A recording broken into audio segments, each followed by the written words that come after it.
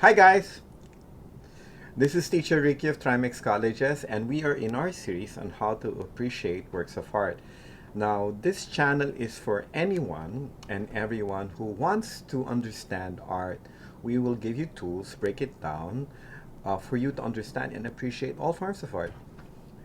Now, today we will react to a video about art appreciation and high art.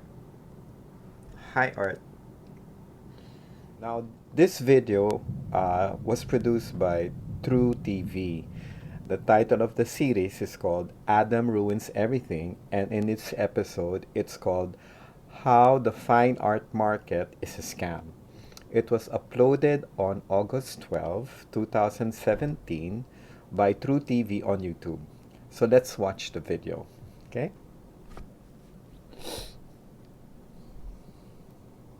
For $5 billion.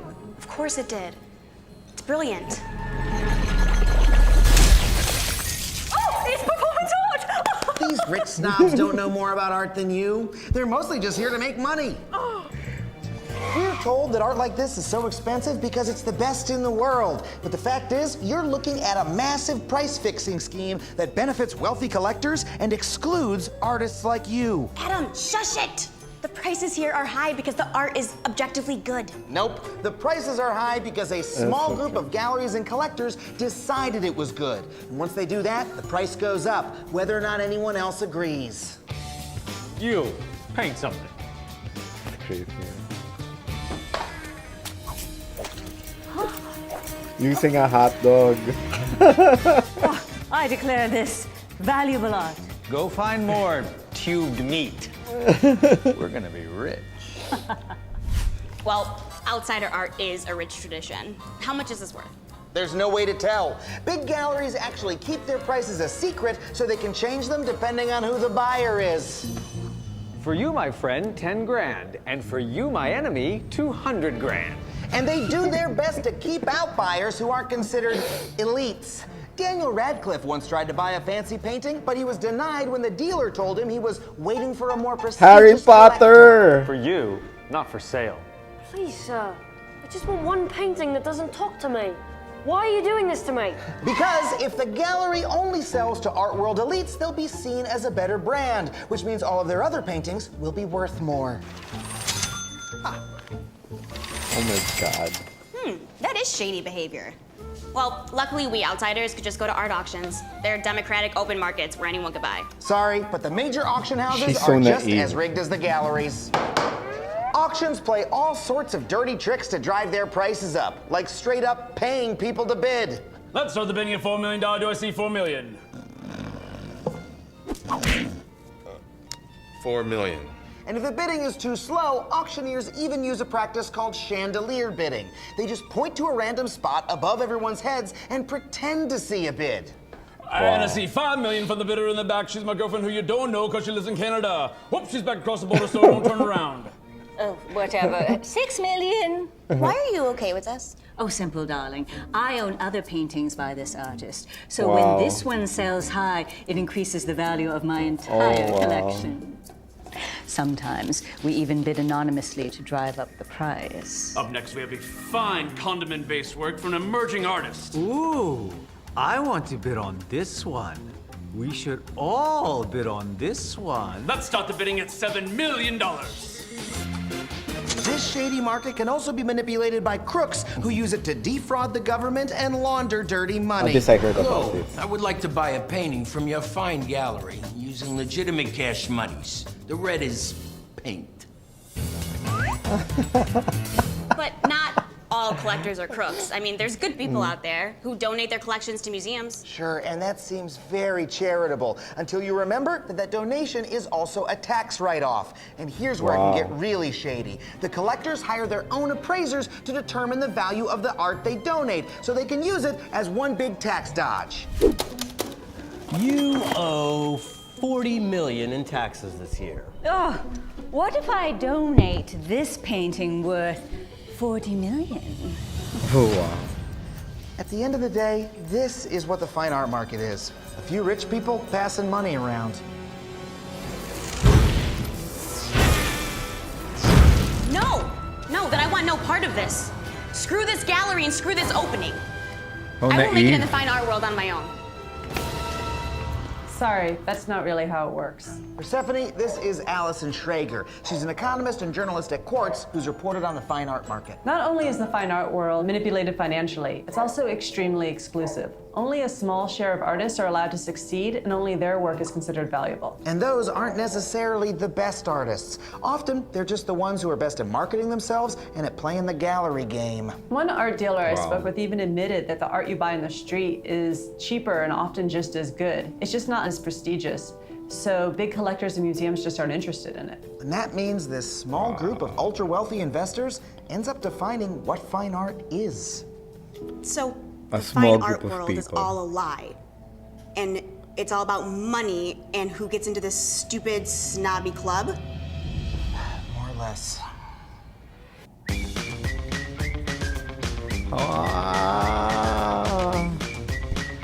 Okay, so again, this is my takeaway on this particular video. So I also have my opinion on what fine art or high art is.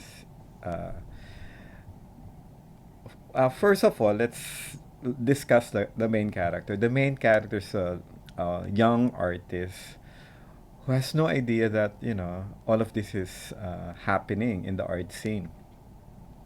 The host, Adam, exposes how art is being manipulated by a few people, the rich and the collectors who try to make money out of it, no? The girl's so naive and eventually wakes up and realizes that, you know, doesn't want to be part of the art scene. That's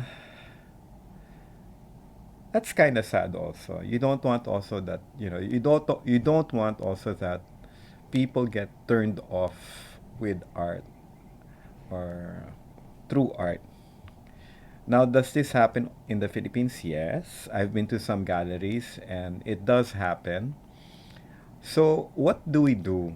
Okay, this is my personal opinion on how we should approach this particular system. For me, art is for everyone, not just for the rich, the ultra rich, not just for the artists or the few. Art is for everyone. That's why I like to teach art appreciation, because it shouldn't only be appreciated by a few people, or, you know, say that, hey, you know, I am a collector, so I know anything. I know everything about art. It doesn't mean that. Art is also very subjective. It really depends on your eyes, or you. How do you view this a particular art? I have a low threshold of what art or art appreciation is. In my opinion, if one person likes one work of art, for me that would be art already, because it's already appreciated by someone else besides the artist. It would be difficult for an artist to love his work. It's like saying, I love myself too much. So that's narcissism. So let's stick to the questions that we talked about in our last class. How to appreciate art, or ask these fundamental questions. Is the artwork aesthetically pleasing? Do you, the viewer, like the art? Is it pretty? Is it beautiful? Second, does the art communicate with you? Okay. Do you find meaning in the artwork? Do you think that the artist did a good job, or manipulated or used the tools in the art work well? Okay. And fourthly, was the art original? So use these questions for you personally to appreciate works of art. So it doesn't really matter if your friends like it, if a particular critic likes his work. It has to come from you. You have your own thoughts. You need to have your own thoughts of art. Okay, you should use your eyes and your brain and expose yourself. It's only through exposure or exposing yourself with art is that you get to be used to appreciating art or what good art to you is. No one can say that this is good art because blah blah blah. He studied or she studied blah blah blah. Her last her last exhibit made X amount of money. That's not important. What's more important is the viewer, you as a viewer. How do you see or how does this artwork resonate or communicate with you, right? So it doesn't really matter how popular the particular artist is or how renowned or well known the artist is, so long as you yourself are able to communicate with the artist, then it's good art for me personally. Okay, now the National Museum is free. It has a good collection of old and current artists. Enjoy the process. Uh, you you will be able to finish the museum in one day or maybe 3 hours, but it would be nicer if you could take your time. If you have free time, it's open from Tuesdays to Sunday. You could see it. I'll just post it. I posted it below. The free museums that you could visit online. So train your eyes. Then it's like art is like a book. Some people like novels. Some people like romance. Some people like biographies. So train your eyes what you like to see or what you like viewing.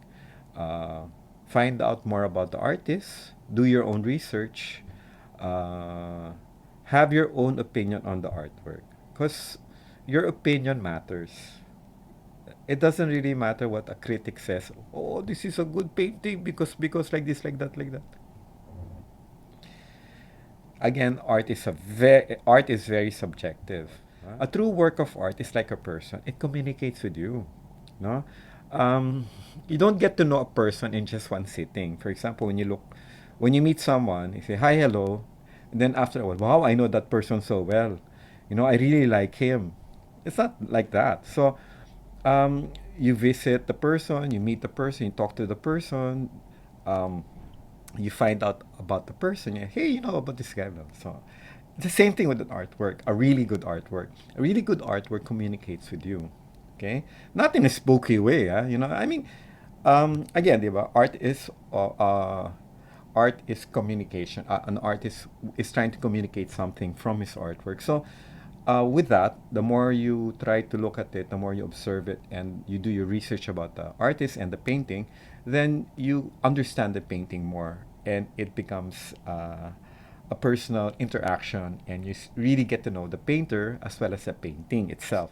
A true artist is prolific. What do you mean by prolific? He or she makes a lot of artwork. Now, it's not just a one-time, big-time thing. There are just some, people who just suddenly, you can't, a true artist just doesn't suddenly pick up a paintbrush and paints and then starts selling and making, their gallery rounds. I would consider that a red flag, totally. Suddenly this person, starts painting and making money. So for me, that's a red flag. Where's the passion in painting? Where's the passion in communicating? Where's the hardship or like other painters have endured? It's a craft as well as a skill that is developed. It's not just a one-time, big-time, oh, I know how to paint.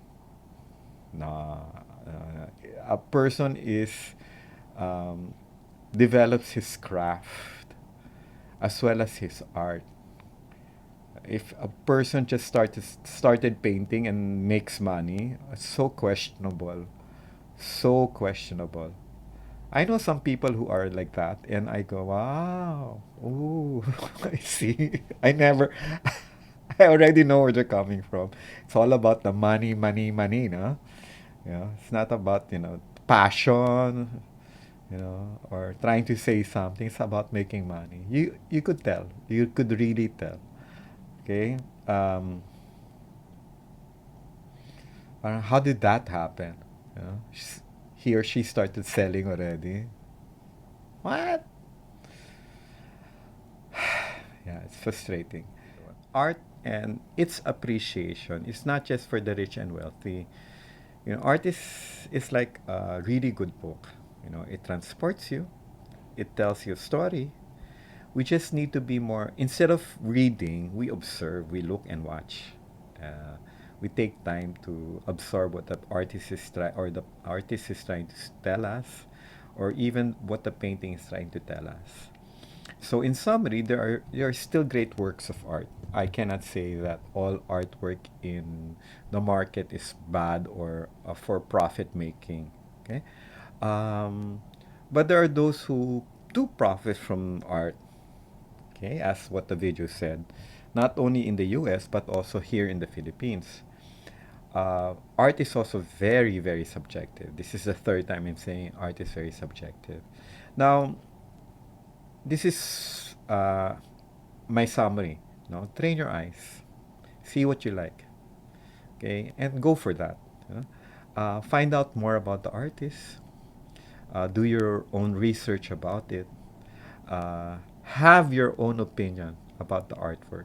That's very important. Have your own opinion. I like this. Yeah, you could say that I like this because it says something to me. Yeah? Enjoy the process. Okay? True art is for everyone to enjoy. If this vlog was able to help you, like it.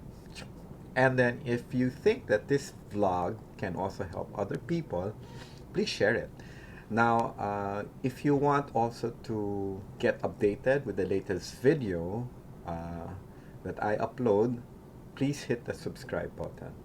Now, write a comment down below if you want me to discuss anything about art, and I'll take it into consideration and make that video for you. So see you guys in the next vlog. Bye!